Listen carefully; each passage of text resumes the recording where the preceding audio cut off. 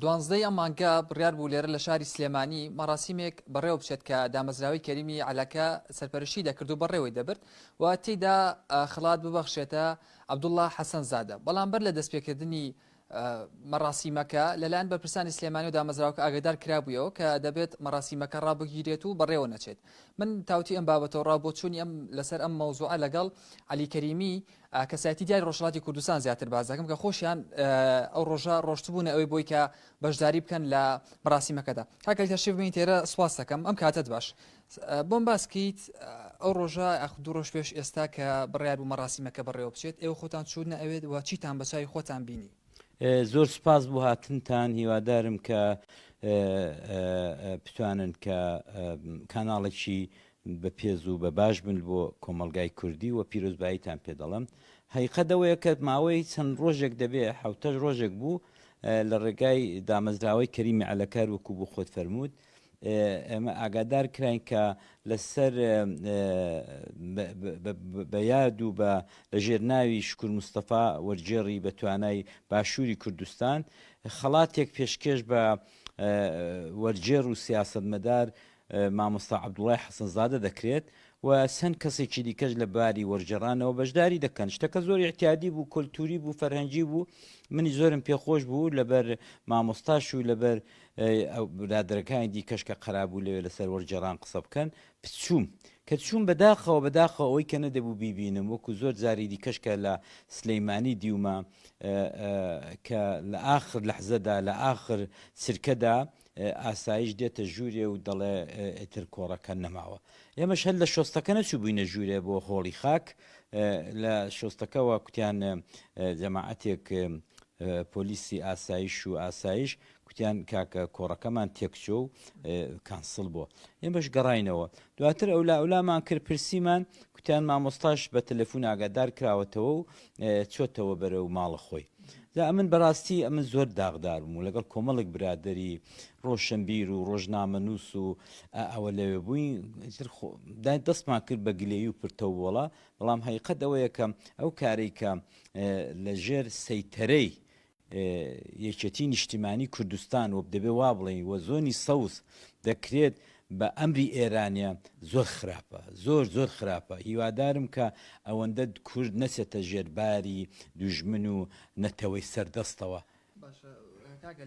ئەوە دیگە خۆت لەگەڵ کاک عەبدوڵڵا داخسەت کردبێت هۆکارەکەی بۆچی گەڕێنراوەتەوە؟ خۆشی ئەمڕۆ لەسەر ئەو بابەتە ڕوونکردنەوەیکی بڵاو کردی بوویەوە، بۆچی نیان هێشتووە کە مەراسیمەکە بەڕێوە بچێت؟ حقیقەتەوەیە کە هەر ئەوە دەیە کە ئێمە لە دێر زەمانەوە هەر لە زمانی میرایەتەکانیشەوە ئێمە زۆر ملکەتی نەتەوەی باڵادەستین. باڵادەست ئەگەر یەک قسەی لە دوورەوە بکە ئێمە ملی بۆ کەس دەکەینەوە. ئەمەش حقیقەتێک کە هەر دەگەڕێتەوە سەر ئەو بابەتەی کە چونکە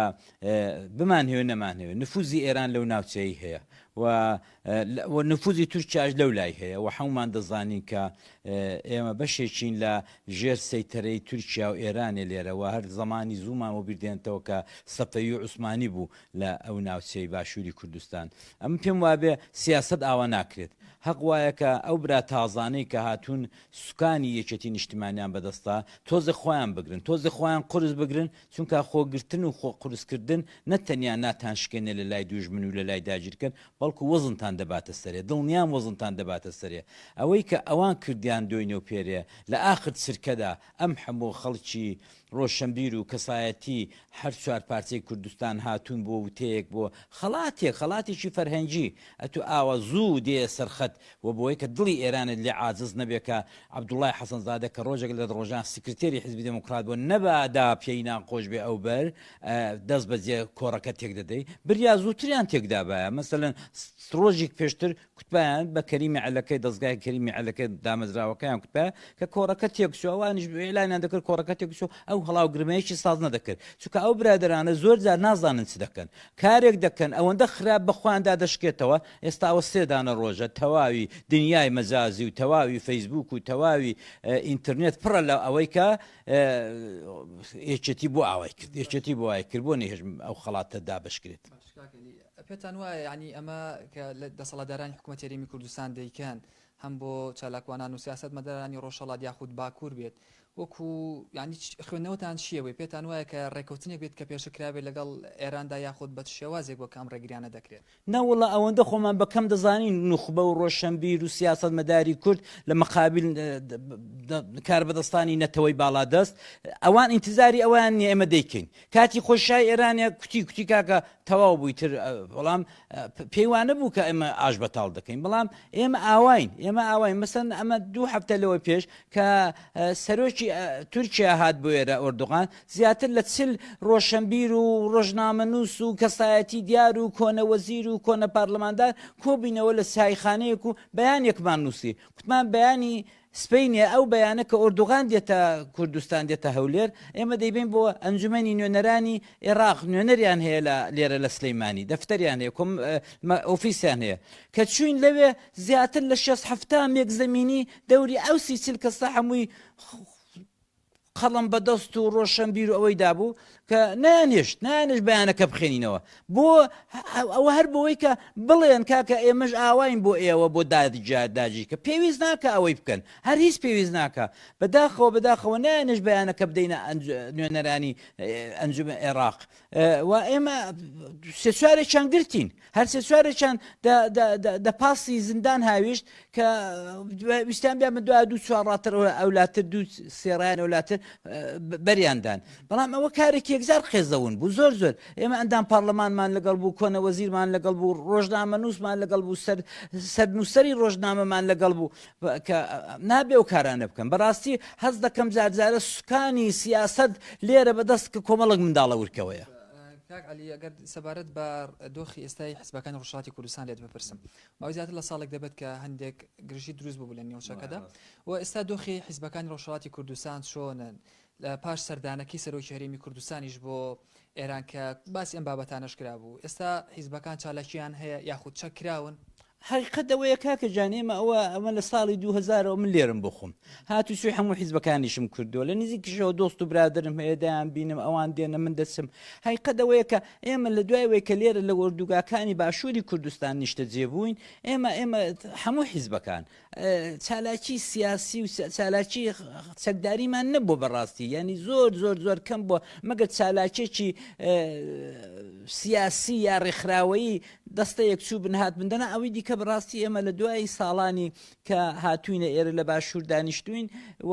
حیزبەکان لێرە مەقڕ و شتیان هەیە ئێمە چالاکێکی ئەو تۆی نیزامی و عسکەریمان نەبووە ئەوە بیانوویە کە ئێران پێمان دەگرێت و دەزانێت کە کەسێک هەیە کە گوێی بۆ دەگرێت دەسەڵاتەکانی باشووری کوردستان بە ناشکری ناڵم ئەو تۆزێکی دەوێت ئێمە ئەوەندەی دەدەینێ تورکیا یەک تۆزی دەوێت ئێمە ئەوەندەی دەدەینێ ئێران تۆزێکی دەوێت ئێمە ئەوەندەی دەدەینێ ئەوە خراپە زۆر خراپە نه هەر وەکو